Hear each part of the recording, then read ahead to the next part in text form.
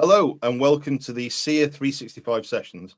Every week I invite somebody in, a partner or a customer or somebody from Microsoft who's just really interesting. Hopefully in these weeks you learn something small, something you can take back to your business, something to spark a thought.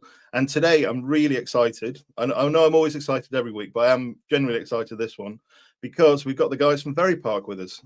And I've known VeriPark a good number of years. I've hung out with Ozkan in different cities around the world, and just really pleased to have you. So thank you very much, gents, for taking the time to join us in the Seer sessions. Can you hear me? Thank you, Richard. Hello. There we go. There we go. Yeah. Hi, coming in live from the city of London. The internet's got problems there, I think, maybe. Anyway, I hope you're both well. So let's start off. Let's start off. We can have a quick introduction from both of you. So, Ozkan, do you want to go first? Yes, sure. My name is Ozkan. I'm one of the co-founders and CEO of VeriPark for 24 years now. Very cool. Thank you very much. Selim. Yeah. Hi, everyone. I am Selim. I'm the sales director at VeriPark. So I've been in the company since 2009. So it's been more than 13 years. You're doing well. Ozkan hasn't fired you yet. Not yet. No. Yes, that's right. I tried. You tried. Yeah. Well, if it helps, Ozkan has tried to fire me before as well, so that's fine. So so why don't you guys tell the viewers a little bit about VeriPark? What do you guys do? Yeah. Richard, will help financial institutions on their digital transformation journey. Right? We're one of Microsoft partners on the Dynamics space. We think digital journeys should be constructed on Dynamics, whether it's Power Platform and Dynamics. Mm-hmm. So we're helping our customers to really cope the challenges of the new normal, of the new realities of digital. Very cool. And I mean, I've worked with you in previous partners who worked at, been involved in some really interesting projects. So, you know, I think the FSI space is really interesting. Obviously, there's a lot of change going on at the moment and has been for the last few years. So what are you seeing? What are you guys seeing in the space at the moment around, you know, why are financial institutions looking to do that digital transformation? Yeah. Well, to start with, I mean, even before COVID, we were seeing the impacts of digitalization. The new generation, they don't want to go to branches. And then all the digital technologies were making banking so different from the conventional way of working. So we were all seeing this, and then step by step, we were approaching to a cashless and then the pure digital kind of state of banking. Then suddenly COVID extremely accelerated it, and then we found ourselves suddenly we no need to really do banking in the conventional way. So we found ourselves in a completely digital transformed realities. Mm-hmm. So that's what the financial institutions are going through nowadays to cope with this new facts of way of working with the new customers.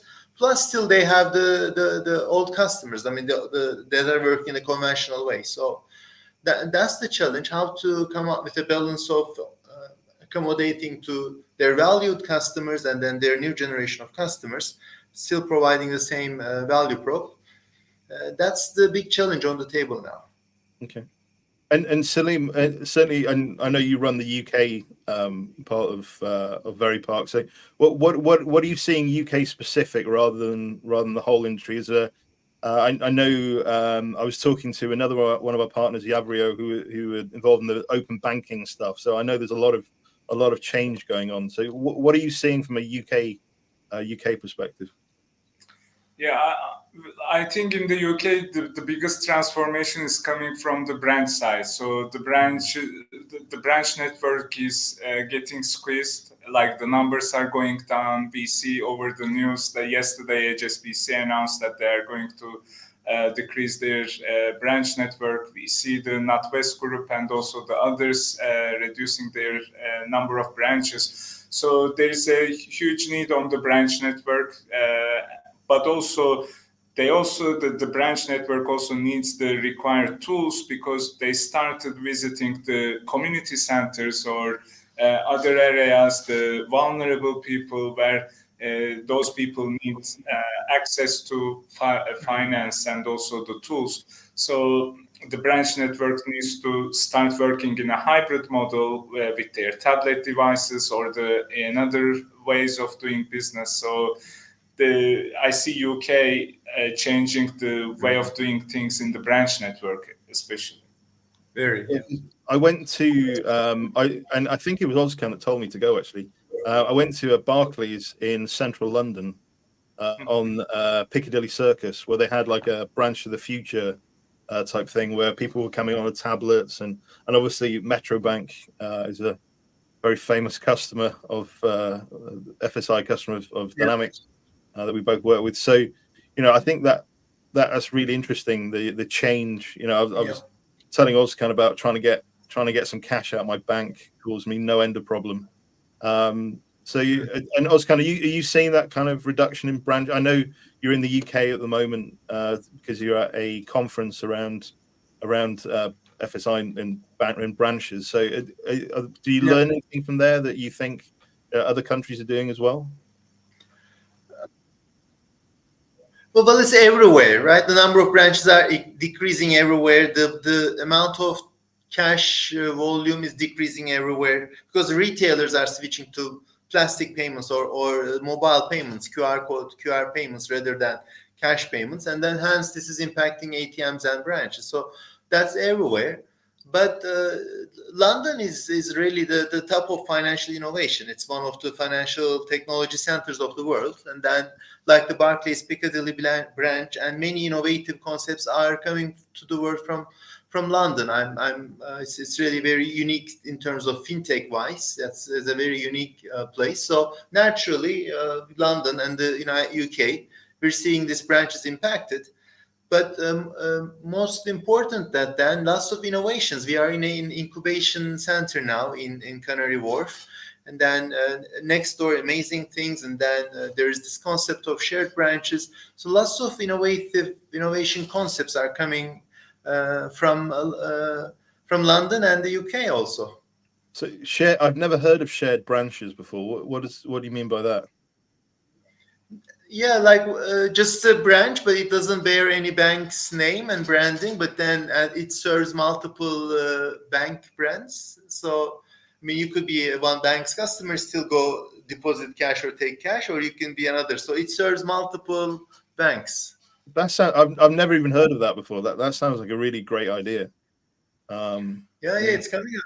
Yeah. I think it's leveraging the concept of open banking a little bit. So they're like the application leverages open banking, so leverages multiple brands within one location.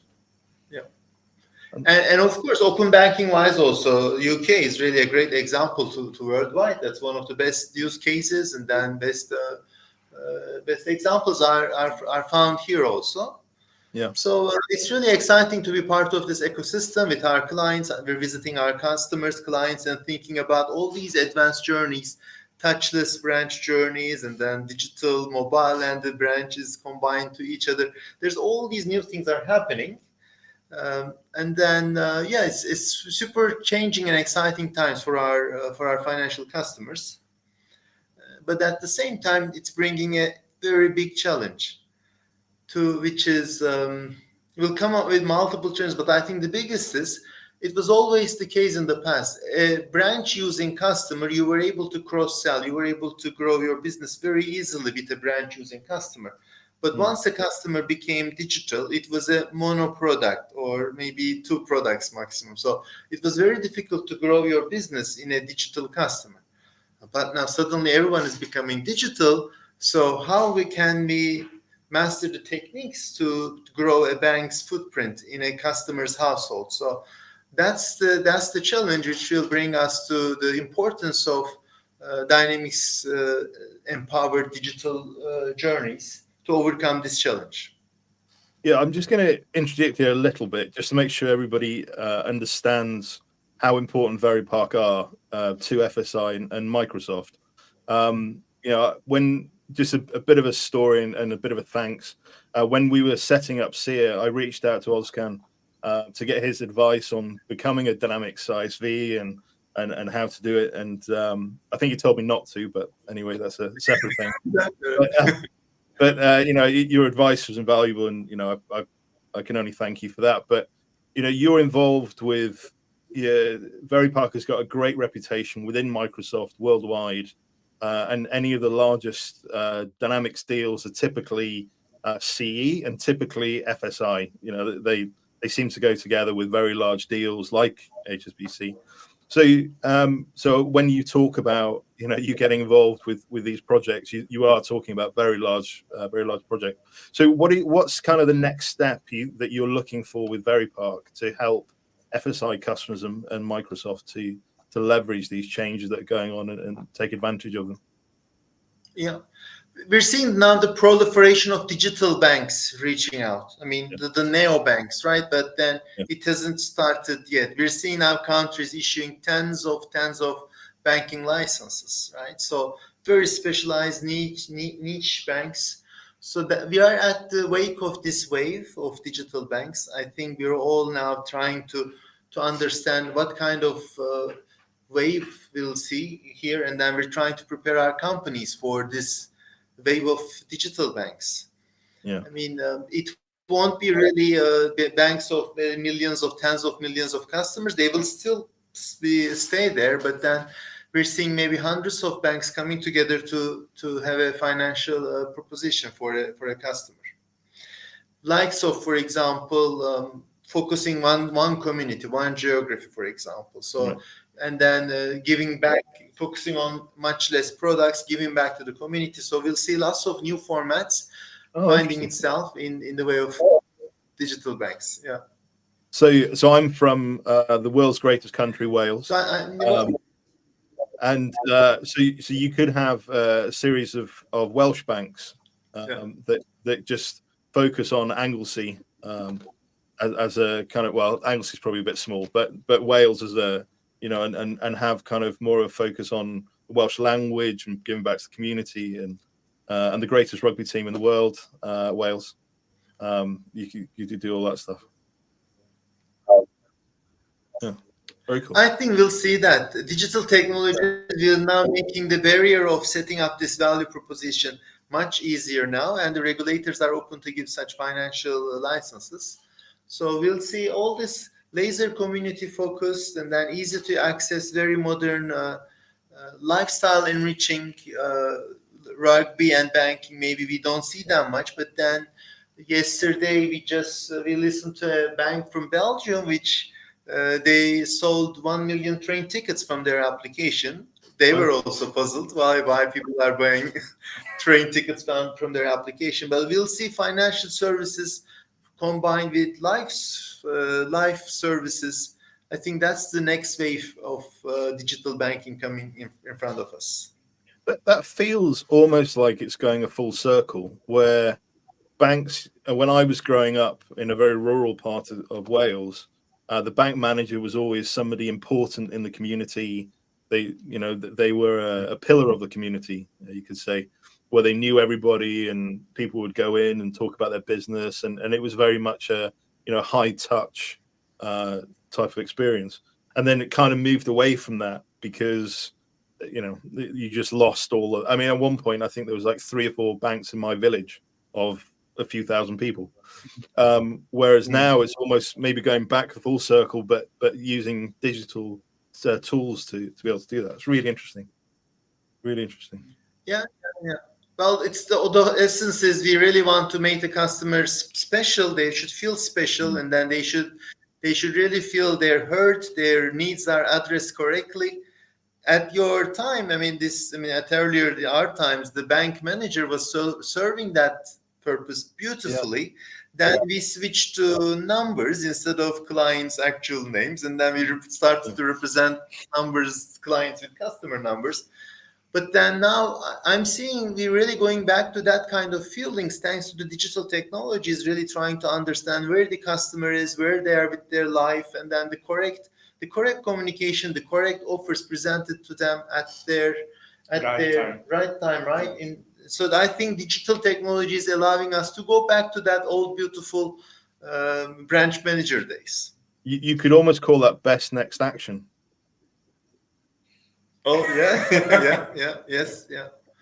That's the that's Which, where by the we're. way, yeah, if people don't get the joke, that's actually one of VeriPark's solutions, best next action. So, Yeah. but yeah, okay, very cool. And then, so what are your Like plans? And sorry, carry on, please, just please carry on. imagine this, like we have a bank, like our banks have 10 million customers, 15 million customers, 5 million. What if imagine there will be a bank only designed for us, right? One-to-one banking. I mean, it's digital technologies could really take us to there where banking could be an extremely personalized, extremely streamlined to the needs of an individual person. Yeah, So tailored to you. to us, right? So yeah, so we'll see that. Yeah, because and again, this is just my personal thing rather than any knowledge of FSI. That's why you guys are on here. But I always feel like banking has become almost a commodity. It's like I have to have a bank. You know, it doesn't add any value apart from it's where I put my money and then I spend my money. You know, it doesn't Yeah. add any value to my life. Whereas what you're saying, I think that sounds a lot like they can actually be a part of the team. Yeah, I think that sounds really cool. Yeah. Yeah, I see it as a relationship, like dating with an organization. Like you need to collaborate with each other, and they need to add value to you, and you need to add value to them. So at the right time, you have financial difficulty, the bank should be backing you, or they should be when you are looking for your next move, for your next house, or for your savings.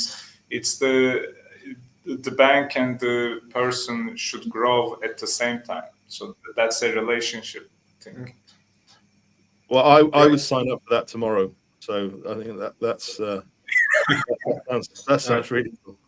So as far as VeriPark, then what's your plans for the future? What are you excited about? We're coming to the end of 2022, about to move into the new year. What are your plans for the next 12 months? I know you've always got plans, the public plans. Yeah. You don't have to, yeah. What's The your geographical expansion is still continuing very park-wise, and that's really like a business as usual plans. But I'm mostly excited about our product roadmap plans. Yeah. That's really a very, very exciting things in terms of in the angle that we were discussing, all these virtual assistants doing bankings for us, and then like VeriPark is in business for 24 years, right? Mhm. I go back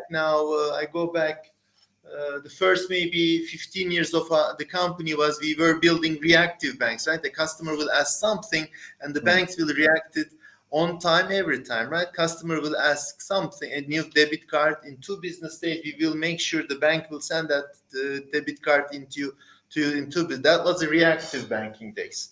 But then we come to this proactive conversation. Okay, the reactive is fine. And nowadays we were all focused on proactive, but in the future we should be really moving into the predictive banking. How can we help our a bank can help their customers in their financial journey, in the financial welfare of their customers in a predictive, in the best way. So I must say most of our roadmap are excited to take that tons of machine learning models and cognitive abilities added to our products. That's kind of features are the most exciting parts of the company currently. That sounds very cool. And Selim, what are you thinking about next year?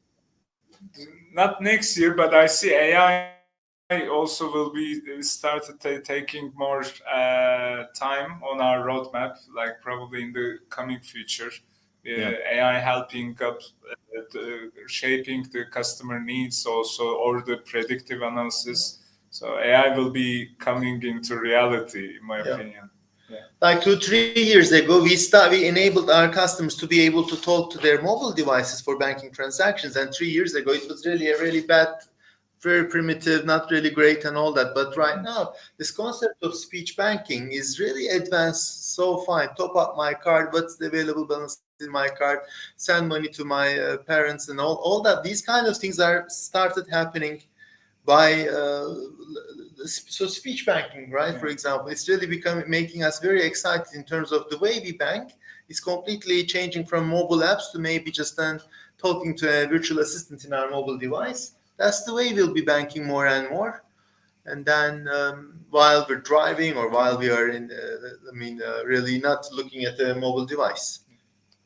That sounds really, again, that's yeah, all of this stuff sounds, it's bringing things, using technology to make it simpler for people to interact with them. When I need to transfer money from my bank account, I have to remember like 4 different codes. And now on the NatWest app, you have to kind of take a picture and blink to make sure it's you, and all this kind of stuff. And clearly it has to be secure, but this kind of making it simpler for people to do and adding value to them. I think that all sounds great. Yeah. For example, did you recognize Microsoft acquired Nuance, a company in that space? So I'm extremely excited about that, but because now we can say goodbye to passwords. Because with Nuance technology, now it's Microsoft's technology, I can really speak to my mobile app, and then my mobile app can recognize that it's me from the way I speak. It's all biometric recognition.